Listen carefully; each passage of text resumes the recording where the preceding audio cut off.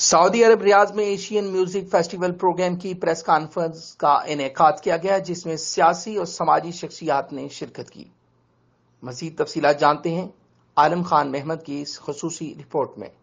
Press conference سے خطاب کرتے ہوئے chief organiser Asian music festival Kamran Malik اور خرم خان کا کہنا تھا کہ ہماری ہمیشہ کوشش ہوتی ہے کہ لوگوں کو ایک بہترین تفریح دی جائے، اس لیے ہم سعودی عربیہ میں رہنے والے اپنی کمیونٹی کے لیے ایک بہترین پروگرام کا انعقاد کر رہے ہیں، جن میں انٹرنیشنل سنگر شرکت کریں گے۔ پروگرام 25 مارچ کو منعقد کیا جائے گا۔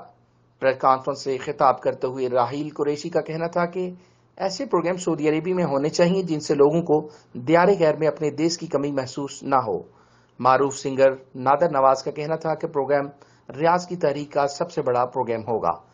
فراز احمد نے بھی اپنے خیالات کا اظہار کرتے ہوئے کہا کہ ایسے پروگراموں میں لوگوں کو بھرپور شرکت کرنی چاہیے۔ کانفرنس میں ایونٹ منعقد کرنے والی پوری ٹیم کا بھی تعارف کرایا گیا، جن میں ریاض شہر کی معروف شخصیت ریاض ساجدہ چودھری پروگرام کی ایڈوائزری کمیٹی کی ہیڈ ہوں گی، اور پروگرام ڈائریکٹر سینئر صحافی مبشر انوار، ڈاکٹر ندیم احمد بٹی، رانا کاشف ہوں گے۔